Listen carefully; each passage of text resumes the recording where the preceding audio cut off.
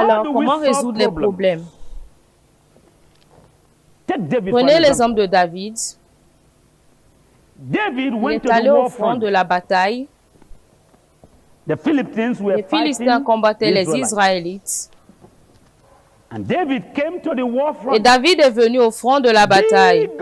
Le grand Goliath est venu et a dit, donnez-moi un homme parmi vous dans le camp pour combattre pour votre nation, Israël.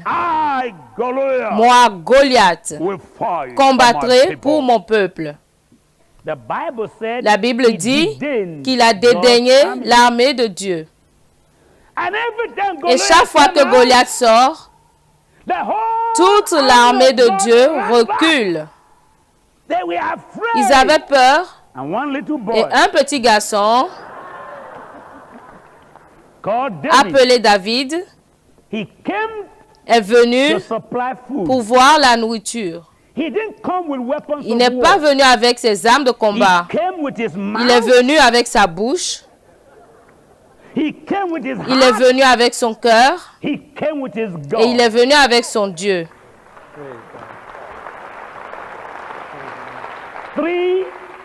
Trois armes.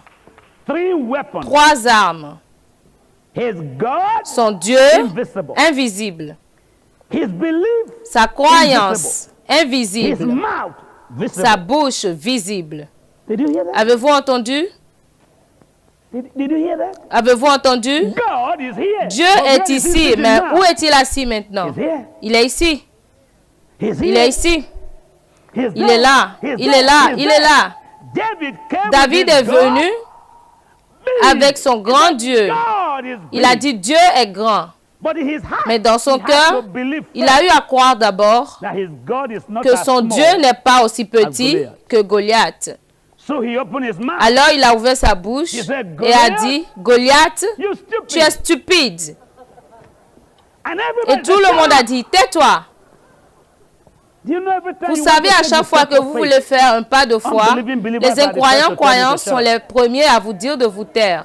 Et ils sont nombreux dans les méthodistes, dans les assemblées de Dieu, nombreux dans les églises unies, nombreux dans la foi apostolique, très nombreux même parmi les gens de foi, très nombreux dans les catholiques, les incroyants croyants. Ils sont très nombreux dans l'église.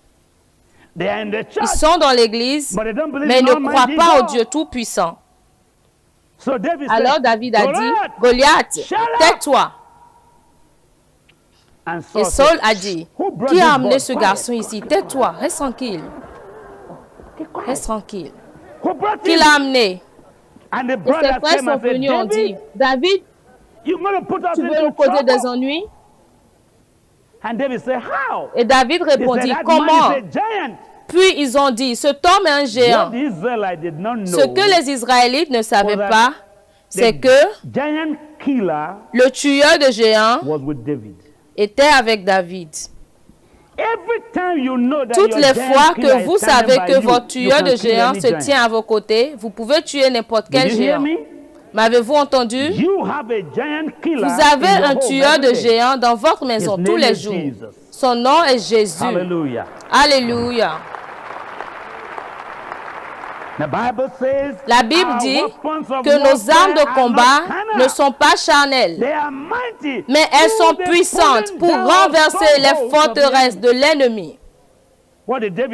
Qu'est-ce que David a fait? Il a pris son grand Dieu dans son cœur, a notifié aux cieux et a dit, vous les militaires du ciel, venez combattre à travers ma bouche. Il a dit, Goliath, dans quelques minutes, je donne ta carcasse aux bêtes de la terre. Le Seigneur mettra ta tête entre mes mains. Goliath a dit, toi le rat.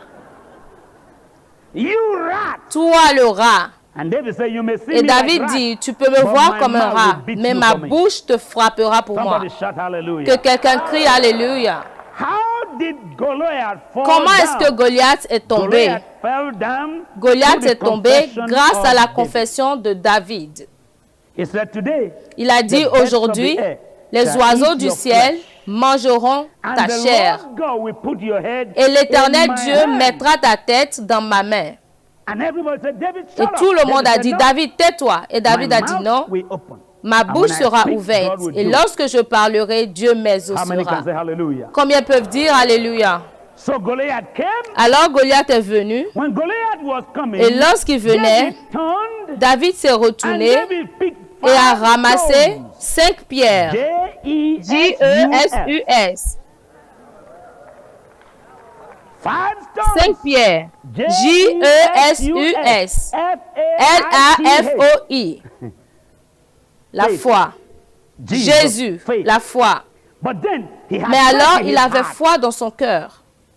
Il avait Jésus dans ses mains. La Bible dit que nous servons le Dieu qui est le feu consumant. Et David a regardé Goliath et a dit, Goliath, tu viens vers moi avec les armes faites par les hommes, mais je viens au nom du Seigneur, celui dont tu as souillé l'armée. Je te souille en retour avec les paroles de ma bouche. Vous connaissez tous l'histoire. 5 minutes plus tard, Goliath était à terre. Goliath n'était pas tombé à ce moment-là. Il est tombé depuis que David avait parlé. Vous m'entendez? Goliath est mort lorsque David est arrivé sur le champ de bataille. Goliath est mort lorsque David a dit qu'il mourra. Tout démon dans votre corps, toute maladie dans votre corps, toute douleur dans votre mariage, lorsque vous commencez à parler, il commence à mourir. Vous m'entendez? Aucun problème ne sera réglé jusqu'à ce que vous ne disiez oui à Jésus. Quelques années auparavant, j'ai rencontré une belle dame. 25 ans de cela, j'ai rencontré une dame reine. Un beau teint chocolat. Elle était élancée, brillante. Je l'ai vue et j'ai dit, ça c'est ma femme. Je n'ai pas attendu une révélation de Dieu. Certains d'entre vous se marient par révélation. Je ne l'ai pas fait. Je l'ai fait par la vue. La Bible dit que celui qui a trouvé une femme a trouvé une bonne chose. Elle n'a pas dit celui qui rêve d'une femme ou celui qui a vu une vision d'une femme. Je n'ai pas vu de vision. Certains d'entre vous se marient quand Dieu leur montre une vision. Je l'ai vu avec mes 2 yeux. Celui qui cherche trouve. À celui qui frappe, on ouvrira. Je ne me suis pas dérangée. Je n'étais pas au point stupide en m'allongeant pour trouver ma femme. Je me tenais droit. Et quand je l'ai vu, je lui ai dit, si tu cherches un homme beau, me voici. Si tu ne veux pas marier un pasteur archaïque, en voici un. Mais si tu cherches un vieil homme de l'âge de ton père, va les chercher. Mais si tu veux un bel homme, me voici. Et elle a choisi. La première fois qu'on s'est rencontrés, elle a su. Elle ne pouvait pas m'épargner. D'autres femmes étaient là, mais elle a dit non, je suis ta femme. Mais nous n'étions pas encore mari et femme lorsque nous nous sommes rencontrés. Nous sommes rendus à l'église et quelqu'un comme Collins est venu et a dit, peux-tu me reposer cette question encore s'il te plaît? J'aime ça.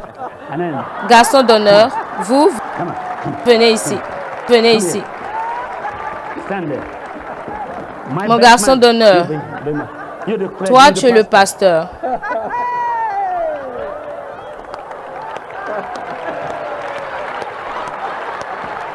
Oui, monsieur. Je suis prêt. Voulez-vous prendre cette femme comme épouse? Monsieur? Je ne vous ai pas entendu. Voulez-vous prendre cette femme? Je le veux, je le veux, je le veux. Voulez-vous prendre cet homme comme époux? Bien sûr que oui. Nous ne pouvions pas attendre qu'on nous le dise. Le pasteur n'a pas dit, as-tu rêvé d'elle? Il n'a pas demandé à cet homme, ni à cette femme, si elle veut être ma femme. Il n'a pas demandé à cet homme s'il voulait être son mari. Il m'a demandé, et ma main était déjà ici. Vous m'avez entendu? Tout homme ou toute femme s'accrochant à la foi obtiendra des résultats.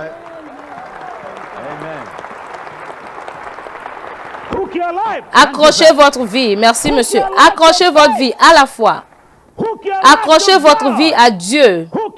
Accrochez votre vie à la confiance. Accrochez votre vie à la confidence. Accrochez votre vie à la taille de la vie. Dites avec votre bouche, Goliath, tombe. Cancer, tombe.